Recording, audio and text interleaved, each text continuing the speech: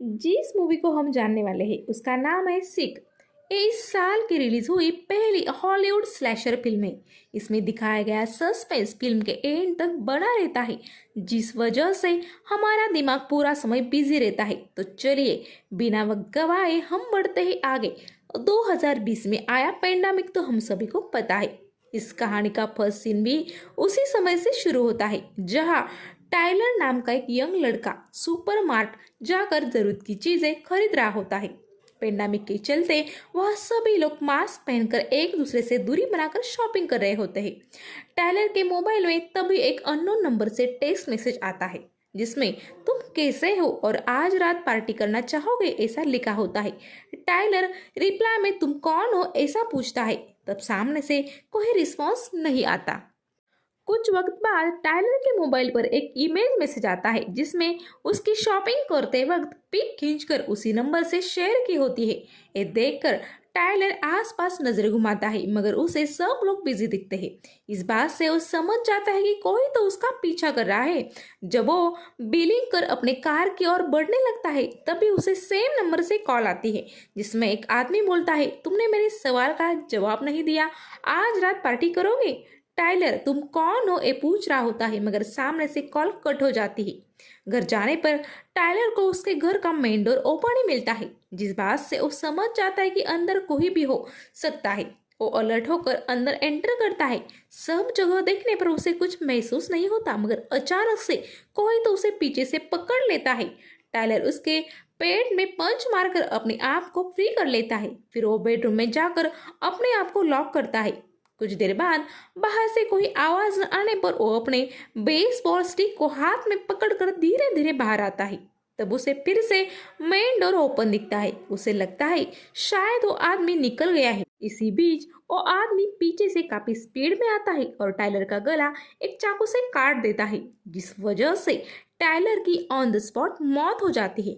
उस आदमी के पूरे काले कपड़े पहने होते हैं, साथ ही अपना फेस और बाल भी कवर किए होते हैं। इसी पॉइंट पर ये सीन कट हो जाता है। अगले सीन में हम पार्कर नाम की यंग लड़की को कहीं हॉलिडे मनाने जाते हुए देखते हैं। दरअसल उनके घर के आसपास कई लोग वायरस की वजह से बीमार होते हैं, जिस वजह से पार्कर अपनी दोस्त मेरी संग उनके फॉरेस्ट लेक हाउस में कुछ दिन बिताने जा रहे होती है। वो अपने सोशल मीडिया अकाउंट पर इस बारे में एक पोस्ट भी डाल देती है। फिर वो दोनों मजे करते हुए वहां पहुंच जाते हैं। उनका फॉरेस्ट लेक हाउस काफी खूबसूरत होता है, जो देखकर मेरी खुश हो जाती है। फिर वो दोनों अंदर जाकर चिल करते हैं। इसी बीच पार्कर के मोबाइल पर किसी अननोन नंबर से मैसेजेस आने लगते हैं। शाम के वक्त वो दोनों लेक साइड बैठकर सन बात ले रहे होते हैं। तभी पार्कर को मैसेज आ रहे होते हैं। और जब मेरी को दिखाती है तो वो भी कौन होगा ये सोचने लगती है, मगर जिंदा दिल पार कर टेंशन लिए बिना लेक में कूद पड़ती है। शाम के वक्त जब वो लैपटॉप पर कुछ सॉन्ग्स देख रहे होते हैं, तब उनको बाहर को ही कार आने की आवाज सुनाई देती है। जब वो विंडो से बाहर देखते हैं, तब उन्हें एक कार भी दिखती है। वहाँ कौन आया होगा ये वो सोच ही रहे थे कि तभी डोर पे नॉक होता है। ये दोनों डर जाती है। कुछ वक्त बाद एक बेसबॉल स्टिक लेकर मेरी डोर ओपन करती है। तब उसे वहां कोई नहीं दिखाई देता, मगर वो दूसरी कार वही खड़ी होती है।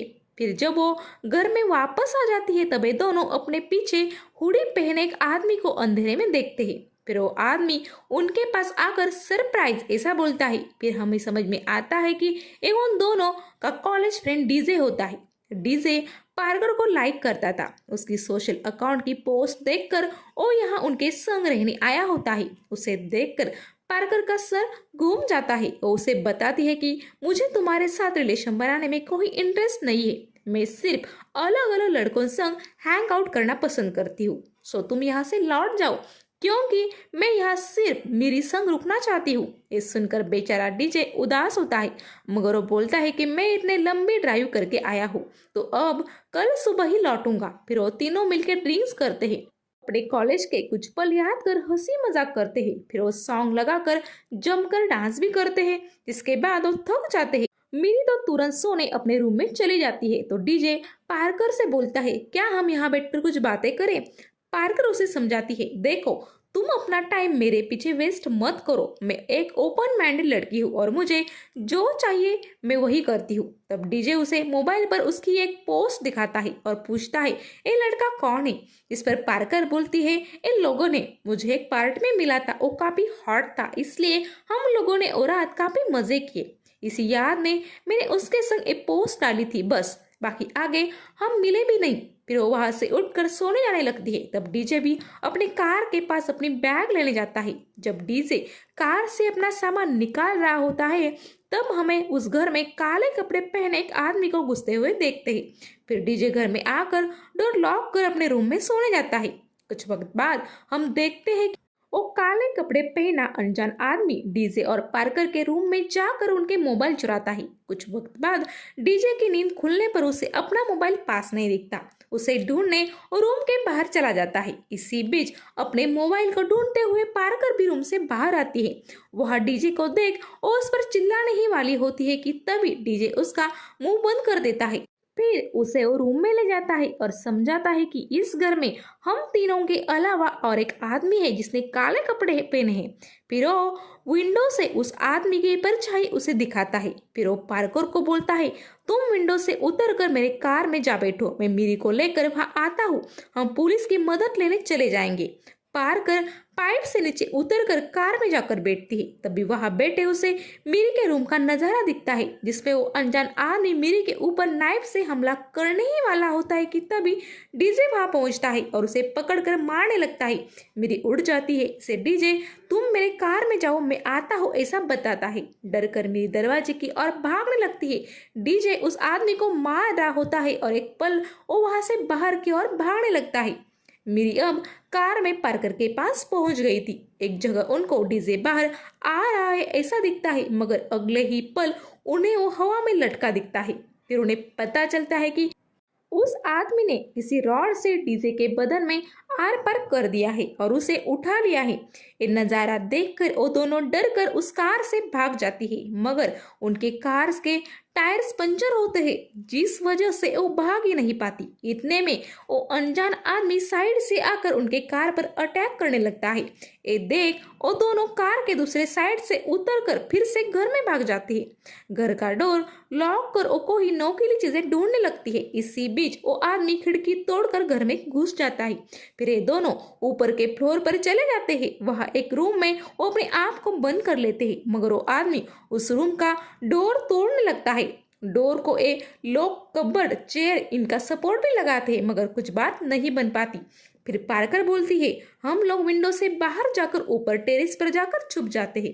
फिर वो दोनों धीरे धीरे से बाहर निकलकर ऊपर की ओर जाने लगती है। तभी एक खिड़की से वो अनजान आदमी अचानक से उनके ऊपर हमला कर देता है, जिस वजह से मीरी डिसबैलेंस होकर नीचे गिर जाती है। पार्कर अपने आप को संभाल कर जैसे जैसे घर के अंदर चली जाती है। फिर वो मीरी की हालत देखने नीचे जा रही होती है, तभी वो आदमी उसके सामने आ जाता है। वो पार्कर काफी बुरी तरीके से मारने लगता है, मगर पार्कर एक स्ट्रांग लड़की थी, वो भी उसके सर में एक मेटल के बोतल से कई वार कर उसे मार देती है। फिर वो उसका मास्क हटाकर उसका फेस देखती है। इसी बीच वहां दूसरा एक काले कपड़े पहने आदमी आ जाता है, जो दूसरे आदमी को मरा हुआ देख उसके पास आकर रोने लगता है। मौका देखकर पार्कर वहां से भागकर मीरी के पास जाकर उसे होश में लाता। मीरी की एक टांग टूट गई होती है। वो उसे बताती है कि वो दो लोग हैं, एक को तो मैंने मार दिया, अब दूसरे का बंदोबस्त मैं करती हूँ, तुम बस यहाँ मरने की एक्टिंग कुछ वक्त के लिए कर लो। मीरी वैसे ही पड़ी रहती है और पार्कर लेक में खड़ी छोटी बोट से पड़ोस के घर जाने लगती है। तब वो आदमी मीरी को शांत पड़ा देखता है और उसे लगता है कि वो मर गई। फिर वो पार्कर का पीछा करते हुए लेक के किनारे पहुंच जाता है। अब तक पार्कर लेक के बीच पहुंच गई थी। वो भी देखती है कि वो आदमी वहां आ गया है। फिर वो बोट को तेजी से चलाने की कोशिश करती है, मगर वो आदमी अचानक से गायब हो जाता है। फिर एक पल वो पार्कर के बोट के नीचे आ जाता है और नीचे से ही चाकू से हमला कर देता है, जिस वजह से पार्कर के हाथ में चोट लग जाती है। मगर वो स्विमिंग करके लेक के दूसरे साइड जाकर पड़ोसी के घर पहुंच जाती है। वो उनके डोर को नॉक करती है।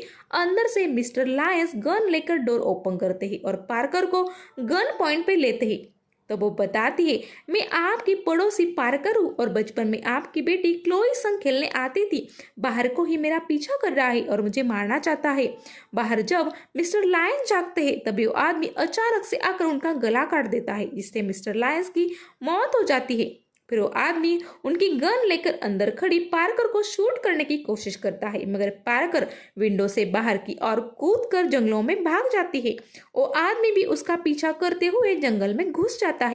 इधर पार्कर के घर हम देखते हैं कि मिरी का पैर टूट गया होता है, जिस वजह से वो धीरे धीरे घर में जाती है। वो पहले तो वहां पर एक लकड़ी के कुछ टुकड़ों को अपने पैर से बांध देती है, जिस वजह से वो थोड़ा बहुत चल पाती है। इसी बीच वहां पड़ा आदमी होश में आता है और उस पर अटैक करने लगता है, मगर वक्त रहते मेरी अपने आप को संभाल लेती है और पास पड़े चाकू को उसके गले में घुसाकर मार देती है।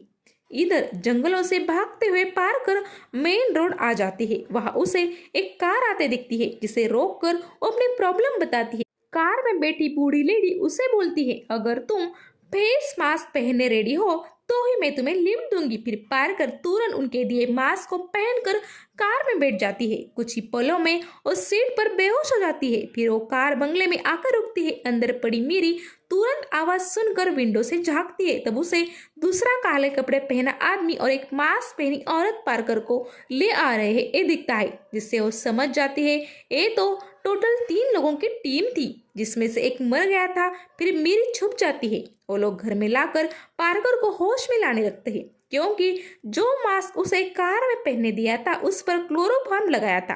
पार्कर होश में आने पर तुम लोग कौन हो और मुझे मारना क्यों चाहते हो, ऐसा उनसे पूछती है। तब वो अपना फेस अनकवर कर उसे स्टोरी बताते हैं कि हम लोग लोगों के पेरेंट्स से जिसके मौत की वजह तुम हो। फिर वो वहां पड़े अपने दूसरे बेटे को भी चेक करते हैं, जो पहले ही मर गया था। आगे उसे वो बताते हैं कि एक महीने पहले जब तुम पब में मिले थे तब तुम और तुम्हारा दोस्त टाइडर उस वायरस से इन्फेक्टेड थे, मगर फिर भी तुमने वहां जाकर मेरे बेटे संग कई लोगों को इन्फेक्शन स्प्रेड कर दिया, जिस वजह से उसकी मौत हो गई। हमें तुम्हारे ही सोशल अकाउंट पोस्ट से एक बात कंफर्म हुई, जिस पर पार्कर बोलती है कि नहीं, मैं बीमार नहीं थी। तब वो उसे उसकी मेडिकल रिपोर्ट दिखाते हैं, जिसमें वो एसिम्प्टोमेटिक थी ये लिखा होता है, जो समझने के बाद वो चुप हो जाती है। फिर वो उसे बोलते हैं, तुम्हें जानना है हमारे बेटे को आखिरी समय में क्या क्या तकलीफ हुई। फिर वो एक पॉलीथीन बैग को उसके मुंह पर बांध देते हैं, जिससे पार्कर का दम घुटने लगता है। उनके छोड़ने पर उन्हें बताने लगती है कि मुझे तो सिर्फ पार्टी करनी थी, मेरा इंटेंशन किसी को मारना नहीं था, ये तो एक हादसा था। मगर तब वो बूढ़ा आदमी चिल्लाता है कि कैसा हादसा, खुद बीमार हो ये पता होकर भी लोगों में जाना क्या नॉर्मल है। तुमने हमारे सिर्फ एक नहीं दोनों बेटों की जान ली है, अब तो तुम्हें मरना ही होगा। तब पार्कर पूछती है, तुम्हारी दुश्मनी मुझसे है, फिर डीजे और मेरी को क्यों मारा।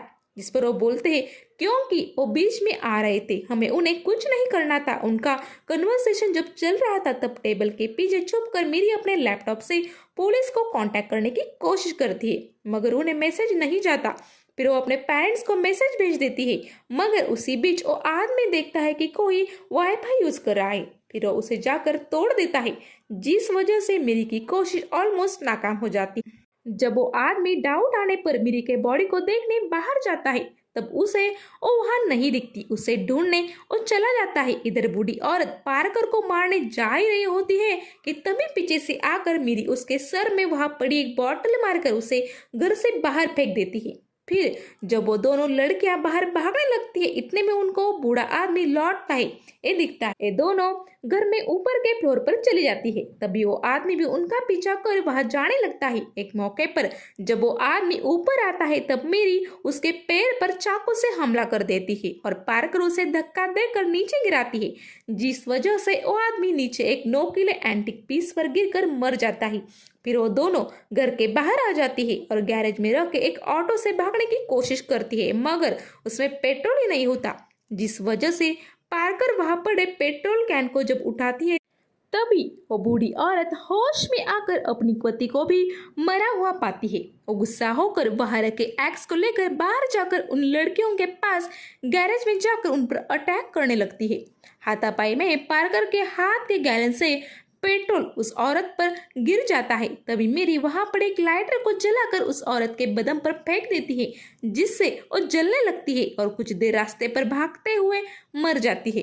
ये दो लड़कियां घायल हालत में वहां से निकलकर रास्ते पर चली जाती है। तभी उन्हें वहां पुलिस की कार आते दिखती है। इसका मतलब मीरी ने सेंड किया हुआ मैसेज उसके डैड को मिल गया था और उन्होंने पुलिस को इन्फॉर्म किया होगा। इसी सीन के साथ इस मूवी का दी एंड हो जाता है। भले ही पार्कर ने जानबूझकर किसी को मारना नहीं चाहता, मगर उसके इस इनरिस्पॉन्सिबल बिहेवियर से आज एक पूरी फैमिली मर गई थी। इस बात को हम टाल नहीं सकते। अगर वीडियो पसंद आए तो चैनल को सब्सक्राइब करना ना भूले, साथ ही कमेंट कर आपका फीडबैक जरूर दे। तो चलिए अब वक्त हुआ है आपसे विदा लेने का। Good bye.